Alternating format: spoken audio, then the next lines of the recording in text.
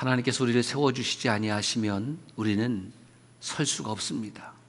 예배 자리에 나온 것도 저와 여러분들의 육신을 강건케 해주시고 육신을 세워주시고 마음과 정신을 붙잡아 주시고 영혼을 세워주셨으므로 인하여 이 아침에 찬송과 영광을 돌리는 것이지요.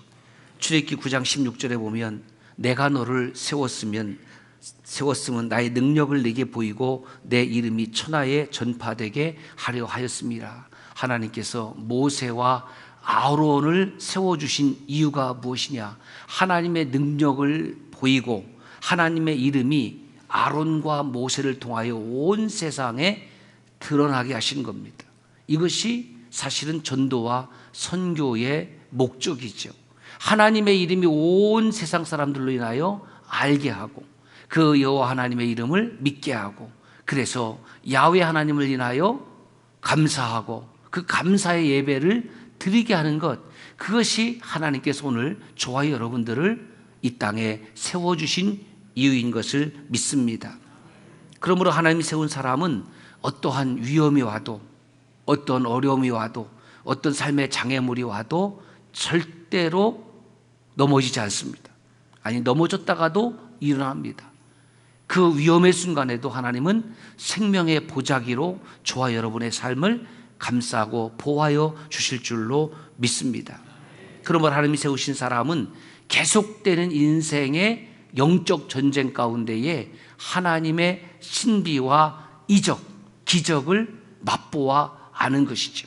이것은 매우 성도들이 갖고 있는 특권이라고 생각합니다. 하나님의 신비를 경험하는 것, 하나님의 이적을 경험하는 것, 그것이 얼마나 감사한 일이라는 말인가. 결국 이 세상 사람들을 둘로 구별하면 모세와 아론처럼 하나님이 세운 사람들이 있고 그 반대편에는 아멘호텝 2세처럼 애굽의 왕으로 하나님을 끊임없이 대적하고 완악한 마음을 가지고 있는, 이 완악은 히브리어로 하자크라고 그래요. 하자크. 이 하자크라는 것은 이런 뜻입니다. 회복 불가능한 상태. 마음이 단단해져서 다시는 그 마음이 부드러워질 수 없는 그 상태를 하자크, 완악이라고 하는 것입니다. 그러면 왜 우리는 마음이 완악해질까? 여러분, 그래요. 우리가 세상 한복판에서 살아가다 보면 수많은 사람들을 경험하게 되는 거예요. 내가 원해서 딱딱해지기보다는 내가 원하지 않았음에도 불구하고 이리저리 그 관계 속에서 열심히 살다 보면 나도 모르는 사이에 나를 보호하려는 방어기제가 작동을 하게 되고 과보호하게 되고 때로는 타인을 의심하게도 되고 그래서 내 마음이 딱딱해지는 거죠. 예배가 없으면은 여러분, 저와 여러분들은 정말 강팍한 사람이 되는 겁니다. 바로에게 하나님을 예배하는 것이 없었잖아요. 우상들을 섬겼잖아요. 그러니까 그 파라오의 아멘호텝의 2세, 그 아멘호텝 2세의 마음이 완악해질 수밖에 없지요. 그 성경을 찾아봤어요. 도대체 이 사람은 얼마나 하나님 앞에서 마음이 완악해졌는가? 적어도 성경에 보면 11번 정도 기록이 되어 있어요. 완악하고 예. 11번 정도 뿐이겠습니까? 그 마음은 하나님 앞에 항상 완악했습니다. 여러분, 딱딱한 지면에 어떤 씨를 뿌리든 뿌리를 내리고 열매 맺기 어렵습니다. 뭐 잡초 정도는 나겠지요. 돌짝밭에, 가시밭에 씨를 뿌려봤자 그 씨는 열매 맺지 못하는 것입니다. 우리가 오늘 또 예배를 드리는 것은 하나님, 나도 모르는 사이에 내 마음이 딱딱해졌어요. 내 마음이 딱딱해졌어요. 그래서 찬송 부르고 기도하고 하나님 말씀을 들을 때에 여러분의 심령이 부드러워질 수 있기를 주의 이름으로 축원합니다. 부드러워져야 그 부드러운 밭에 복음의 씨앗, 말씀의 씨앗이 떨어지게 되고 자라게 되고 아름다운 소출을 거두게 될 것입니다. 결국 파라오는 자기의 생각대로, 자기의 의지대로, 여러분, 이거는 심각한 문제예요. 그건 저도 마찬가지예요. 우리는 늘 내 생각과 내 마음과 내 의지가 앞서는 사람이에요. 하나님의 말씀이 들려지지 아니하면 결국 저와 여러분들은 내 생각이 옳고 내 의지가 옳고 내 마음대로 살아갈 사람들이에요. 내 마음대로 살아가는 것, 그것을 하자크라고 한다고요. 내 뜻대로만 살아가는 것을 마음이 완악하다라고 하나님은 말씀하시는 것입니다. 그러므로 이 예배를 통해서 저와 여러분들의 심령이 부드러운 심령으로 하나님의 터치를 통해서 그 은혜를 통해서 변화받기를 주의 이름으로 축원합니다. 그래서 제가 이렇게 간단히 정리를 해보았습니다. 시작.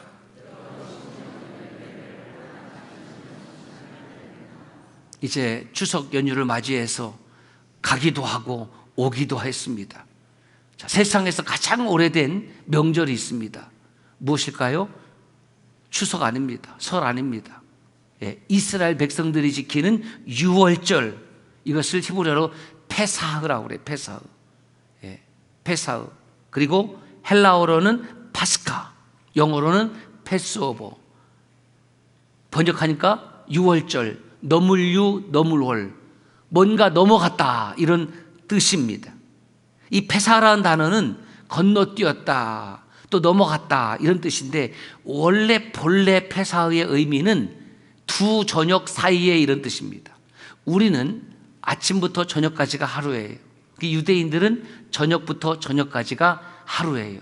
그 두 저녁 사이에, 그러니까 그 밤중에, 두 저녁 사이에 있는 그 한밤중에 무엇이 있었는데 그것이 나에게 임하지 아니하고 건너뛰었다, 넘어갔다.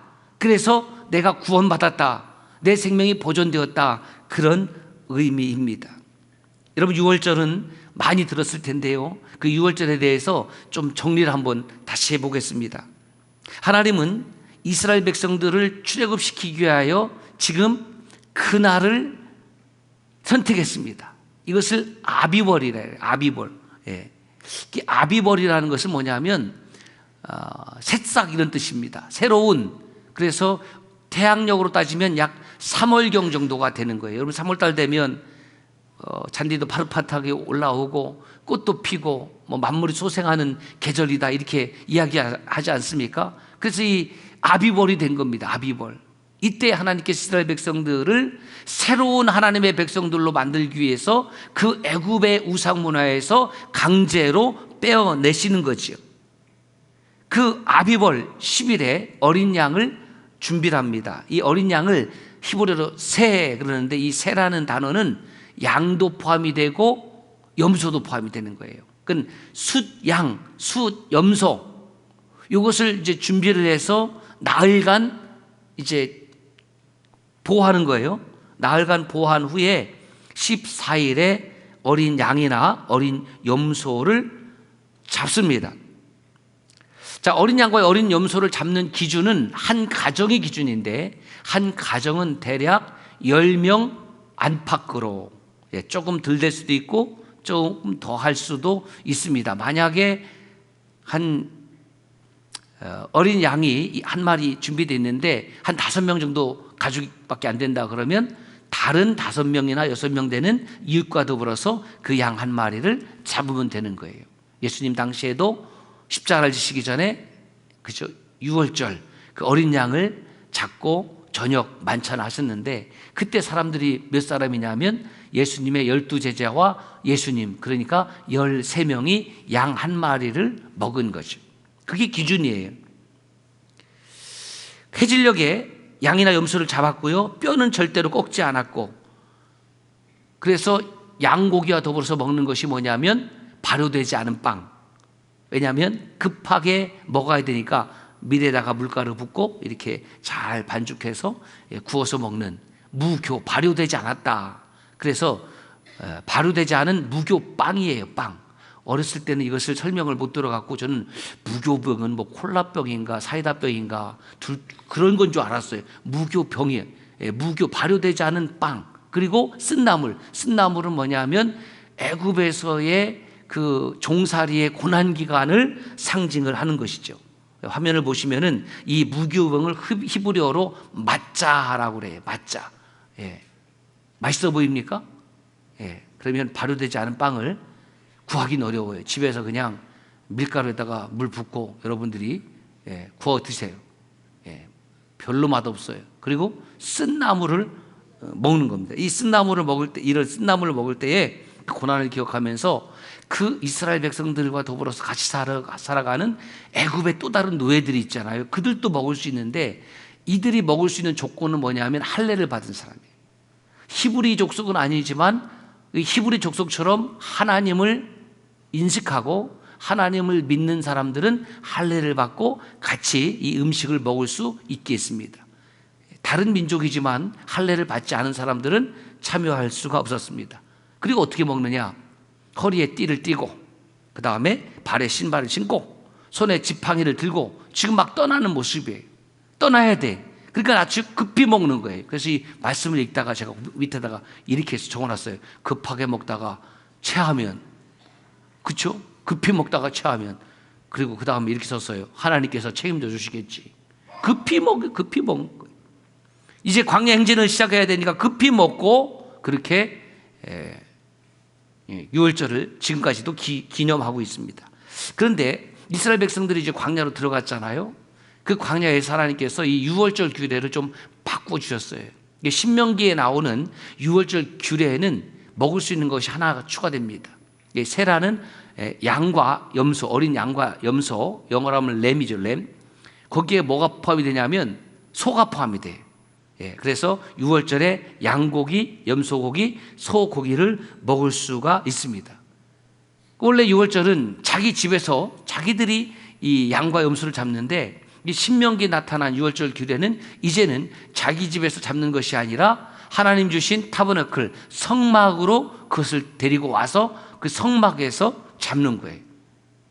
집에서 잡지를 않습니다.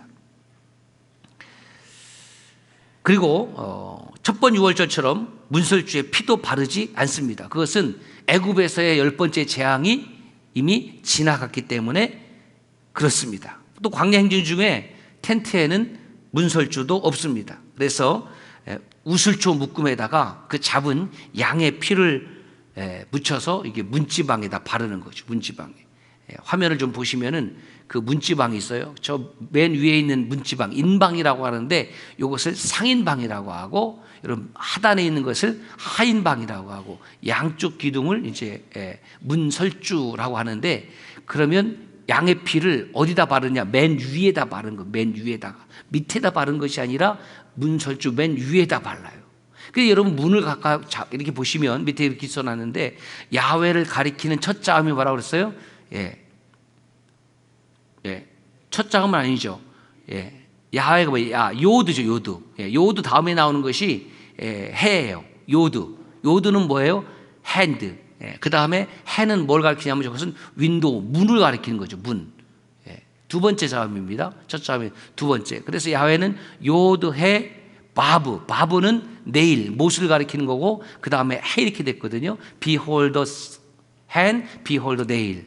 그래서 야훼라는 단어 속에는 무엇이 들었다고요? 예수화가 들었다고 해요. 야훼라는 단어를 그 자음을 네 단어를 자음을 파자해 보면 behold the hand, behold the nail. 손을 봐라, 못을 봐라. 누구의 손? 예수의 손. 무슨 못? 예수의 손에 박힌 그 못을 보아라. 그래서 야훼라는 이름 뜻에 이미 예수화가 들어있다라고 말씀을 드렸습니다. 그래서 이 말씀을 보면서 우리가 갖는 몇 가지 질문이 있어요. 첫 번째는 왜 하나님은 애굽의 모든 처음 난 것을 다 죽이셨을까? 이런 무섭지 않습니까? 애굽의 장자는 다 죽이는 거예요. 처음 난 것은 다 죽여요. 그리고 동물도 처음 난 것은 다 죽이는 거예요. 이게 하나님의 재앙이기도 하고 심판이잖아요. 이러면 얼마나 무섭습니까? 우리는 지금 알고 있으니까 뭐 그런가 보다 하지만 만약에 그런 죽음이 임한다고 그러면 온 나라에 통곡이 있지 않겠습니까? 출애굽기 12장 12절에 보면 이렇게 되어 있습니다. 내가 그 밤에 그러니까 밤과 저녁과 저녁 사이 그 밤에 애굽 땅에 두루다니며 사람이나 짐승을 막론하고 애굽 땅에 있는 모든 처음 난 것을 다 치고 처음 난 것은 다 죽이는 거예요. 애굽의 모든 신을 내가 심판하려니 나는 여호와니라. 처음 난 것을 죽이고 애굽의 우상들을 다 심판하는 이유가 뭐냐? 내가 야훼이기 때문에 그렇다는 겁니다. 결국 애굽의 파라오가 모세를 통해서, 하나님이 세우신 모세와 아론을 통해서 주신 그 말씀을 무시하고 불순종한 결과는 바로 죽음이었다는 거예요. 여러분, 우리가 믿는 하나님은 사랑의 하나님입니다. 인자와 긍휼을 베푸시는 하나님, 그래서 십자가에 자기의 몸을 내어줄 만큼 사랑의 하나님, 사람과 같이 되셔서 이 땅에 오실 만큼 사랑의 하나님인 것을 믿습니다. 그런데 그 사랑의 하나님의 그 반대편에는 뭐가 있냐면은 우리를 심판하시는 하나님이 있다라는 겁니다. 그 하나님의 사랑을 받아들이지 아니하고 그 하나님의 은혜를 받아들이지 아니하는 사람에게는 사랑이 아니라 하나님의 심판이 있다. 그래서 요즘은 사랑은 얘기를 하기 좋아하는데 심판은 쏙 빼놓는 거예요. 심판을 얘기하면 무섭다고 그러고, 그거는 공포를 심어준다고 하고, 그거는 협박한다고 이렇게 항변합니다. 여러분, 그렇지 않습니다. 우리 하나님은 한없이 사랑을 베풀어 주시고 나를 위하여 목숨을 주시는 하나님이시지만 그 하나님을 받아들이지 아니하고 순종하지 아니한 책임은 엄하게 물으시는 것을 성경을 통해서 볼 수가 있습니다. 그러므로 내가 왜 하나님을 잘 섬기고 내가 왜 하나님을 잘 믿어야 되느냐? 내가 하나님 나라를 들어가게 해서 그렇습니다. 우리가 예수 그리스도를 나의 구주로 영접하는 지금 이 순간에 내 안에 이미 하나님 나라가 시작이 되었습니다. 내 안에 이미 천국이 시작이 되었습니다. 애프터 데, 죽은 이후에 천국이 시작되는 것이 아니라 예수 그리스도를 영접하는 순간 저와 여러분 속에 이미 하나님의 나라가 시작이 되었다고요. 그런데 내가 하나님을 잘 섬기는 또 다른 이유가 있다면 그것은 영원한 심판을 피하기 위해서입니다. 영원한 지옥의 형벌을, 지옥의 심판을 두려워하기 때문에 우리는 하나님을 바로 섬겨야 됩니다. 하나님을 의식하지 아니하고 코람데오 하나님의 면전을 의식하지 아니하면 결국 내가 살아가는 방법은 뭐냐면 내가 원하는 대로 살아가는 겁니다. 내 멋대로 살아가는 겁니다. 그리고 내가 좋아하는 것만 골라서 하나님 말씀을 듣는 겁니다. 심판이 있지 않습니다. 그래서 하나님의 말씀을 사랑한다는 사람들이, 그래서 예배를 드린다고 하는 사람들이, 그래서 매주일 교회를 다닌다고 하는 사람들이 끊임없이 뒤에서 몰래 죄를 지는 겁니다. 회개할 줄은 몰라요. 회개하면 싫어합니다. 아, 목사님은 맨날 회개만 얘기하라고요. 아니에요. 여러분, 회개가 없으면 구원이 없습니다. 회개가 없으면 하나님의 영이 임할 수가 없습니다. 회개 없는 자에게 하나님 나라는 주어지지 않습니다. 하나님께서 이렇게 처음난 것을 다치신 이유가 뭐냐면 하나님만이 유일한 창조주 하나님인 것을 드러내기 위해서, 하나님은 생명의 주권자이심을 드러내기 위해서. 여러분, 내 생명을 내 마음대로 할 수 있는 사람은 아무도 없습니다. 내가 지금 호흡하고 있지만은 이 호흡하고 기도하는 것은 내가 주인이기 때문이 아닙니다. 하나님께서 살아 역사하시는 하나님이시고 나를 기동하게 하시고 내 인생 가운데 호흡을 두신 만큼 우리는 이 땅에서 살아가는 것입니다. 두 번째 질문은 이겁니다. 문지방에 양의 피를 바르면 어떻게 되는가? 출애굽기 12장 13절의 말씀입니다. 시작. 내가 애굽 땅을 칠 때에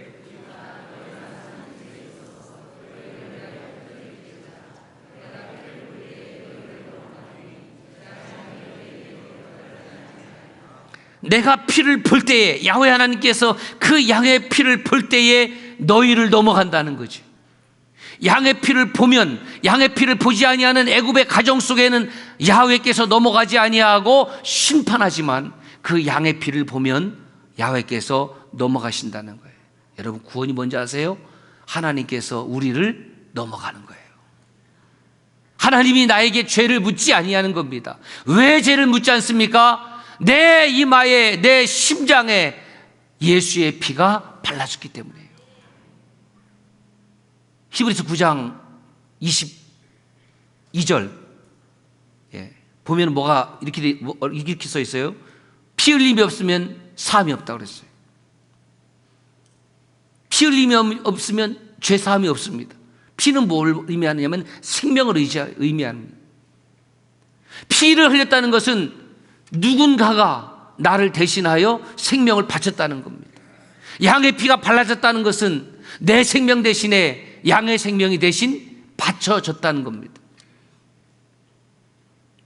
죄의 값은 뭡니까? 사망입니다. 우리 심장 있잖아요. 심장 옆에 무슨 통이 있냐면 욕심통이 하나 또 달려있대요. 그 욕심이 잉태한 줄 뭘 낳고요? 죄를 낳고, 죄가 장성하면 사망을 낳는 거예요. 죄의 결과는 사망이에요. 죄의 싹은 사망이에요. 그 죄의 값을 대신하기 위해서는 무엇인가가 생명을 바쳐야 되는 거예요. 내 죄값은 내가 생명을 바쳐야 되는 겁니다. 죽음이에요. 그런데 예수 그리스도께서 나를 위하여 대신 피 흘려 주셨습니다. 요한복음 1장 29절에 보면 세례 요한에게 세례를 받으러 오시는 예수님을 향하여 세례자 요한이 이렇게 얘기를 합니다. 시작. 보라, 세상 죄를 지고 하는 하나님의 어린 양이로다. 왜 양입니까? 유월절의 양이에요. 그래서 예수님께서는 그 십자가에 달린 그 날이 뭐냐면 바로 유월절이에요. 유월절. 애굽의 어린 양이, 그 어린 양의 피가 발라져서 이스라엘 백성들의 집 가운데에 죽음이 넘어갔던 것처럼 그 유월절에 예수 그리스도께서는 십자가에 달리시고 그 어린 양 대신 예수의 피가 저와 여러분의 심령에 발라졌을 때에 죄와 사망은 결코 저와 여러분 삶 가운데에 역사하지 않습니다. 이것이 구원받음입니다. 이것이 영생이에요. 예수의 피가 발라졌습니까? 그렇다면 죄와 사망은 더 이상 저와 여러분 삶 가운데에 주장하지 못할 줄로 믿습니다. 육신으로 태어나서 한 번 죽는 것은 정한 것이지만 그 후에 하나님의 심판이 있다고 말씀했는데 그 심판 가운데 우리는 영혼이 멸망하지 아니하고 구원받는 영생, 이터널 라이프가 주어짐을 믿습니다. 갈보리 언덕 위에서 흘리신 예수 그리스도의 피, 그것은 생명입니다. 그러므로 어린 양을 바라볼 때에 어린 양 대신 예수를 생각하는 거예요. 그래서 어린 양의 피는 옷 세메yon 사인이 되는 것입니다. 드디어 기다리던 출애굽을 하게 되었습니다. 하나님은 블레셋 사람과 만나게 되면 필경 전쟁을 하게 될 것이고, 그러면 히브리 족속은 군대가 아니니까 그것을 두려워하여 애굽 땅으로 다시 돌아갈 수 있으니까 그 가까운 길로 인도하신 것이 아니라 먼 광야길로 이스라엘 백성들을 인도하셨습니다. 그런데 이렇게 출애굽할 때에 한 가지 사건이 있습니다. 그것이 뭐냐면 요셉의 유고를 가져가는 거예요. 출애굽기 13장 19절에 보면 모세가 요셉의 유고를 가졌으니 이는 요셉이 이스라엘 자손으로 단단히 맹세하여 이르기를 하나님이 반드시 너희를 찾아오시리니 너희는 내 유고를 여기서 가지고 나가라 하였습니다. 그러면 모세와 요셉 사이의 시간의 차이는 얼마 정도이냐면 약 390년이에요. 390년 전 창세기 35장 25절에 요셉이 110세의 나이로 죽음을 맞이할 때에 이렇게 유언을 합니다. 한번 읽어볼까요? 시작. 요셉이 또 이스라엘 자손에게 맹세시켜 이르기를 하나님이 반드시 당신들을 돌보시고 당신들은 여기서 내 해골을 메고 올라가겠다 하라 하였더라. 여러분, 놀라운 것은 요셉이 390년 후에 정확히 360년 후에 정확히 360년인지는 요셉이 알지를 못했을 거지만 반드시 언젠가 하나님께서 내 유고를, 그렇죠, 가나안 땅으로 가지고 그 후손들이 가게 될 것이라는 것을 알았어요. 다시 말해서 요셉은 지금 자기를 찾아온 아버지 야곱과 그 70명의 일행이 번성하게 되어서 언젠간 이 민족이 반드시 출애굽하여 하나님께서 약속하신 가나안 땅으로 돌아갈 그 하나님의 언약을 요셉이 믿었다는 거예요. 놀랍지 않습니까? 그 요셉의 유언대로 360년이 지나서 그대로 이루어졌고, 또 놀라운 것은 뭐냐면 모세가 그 요셉의 유언을 알았다 몰랐다? 알았다는 거예요. 그 말은 뭐냐면 어려서부터 어머니 요게벳으로부터 그 아브라함의 하나님, 이삭의 하나님, 야곱의 하나님, 그 약속의 하나님, 언약의 하나님에 대해서 모세는 잘 알고 있었다라는 겁니다. 그러므로 하나님의 말씀을 매일 읽는 것 중요합니다. 하나님의 언약을 기억하는 것 매우 중요합니다. 우리가 구원받은 이유는 뭐냐면 하나님의 언약 때문에 그렇습니다. 우리는 동일하게 아브라함처럼, 이삭처럼, 야곱처럼 그 하나님의 언약을 받았고 그 언약대로 예수 그리스도께서 십자가의 죽으심으로 구원받은 사람인 줄로 믿습니다. 이제 고센 땅을 떠나서 숫곳에 도착합니다. 다시 숫곳에서 에담에 도착을 합니다. 그런데 에담에서부터 어떤 일이 일어나느냐, 어떤 기적이 일어나느냐, 하나님께서 그 오트 세메온 사인을 보여주시는데 낮에는 구름 기둥, 밤에는 불 기둥을 보여주시는 거예요. 왜 그러면 에담부터냐? 에담이 바로 광야의 입구입니다. 본격적인 광야 생활을 하기 필요한 것은 낮에는 하나님의 구름 기둥이 그들을 보여야 되고 밤에는 하나님의 불기둥이 있어야 돼요. 여러분, 구름기둥이라는 것은 성지순례 가보시면 그 구름기둥을 지금도 볼 수 있어요. 마치 우리나라와는 지형이 다르죠. 기후가 달라서 그 운동장만한 구름이 지금도 낮게 둥둥둥 떠다니는 것을 볼 수가 있어요. 그래서 이집트에서 이스라엘로 넘어가다 보면 그 광경을 제가 다 보았습니다. 와, 저런 구름이겠구나 생각을 해보세요. 지금 이스라엘 백성들이 광야로 쭉 행진을 하는데 얼마나 뜨겁겠습니까? 선글라스 없어요. 모자? 뭐가 있어요?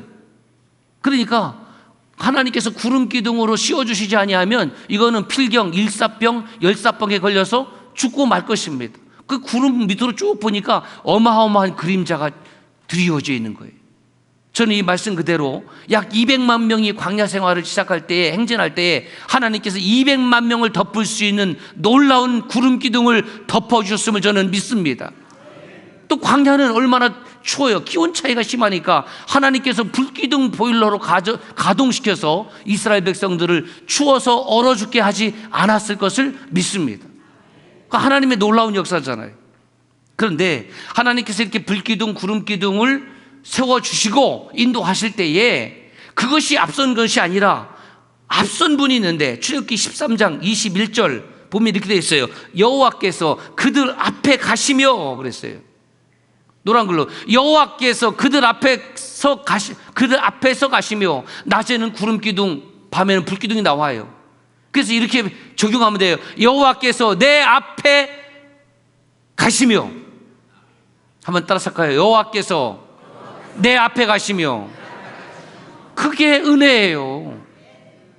광야길을 걸어갈 때에, 광야 인생을 살아갈 때에 내가 앞장서는 것이 아니라 내가 가는 그 길에 여호와께서, 보이지 아니하는 여호와께서 내 앞에 가신다. 인생 행진 가운데 두려워하지 말 것은 여호와께서 구름 기둥도 준비하시고 불 기둥도 준비하셨는데 여호와께서 내 앞에 먼저 가신다. 기도하겠습니다.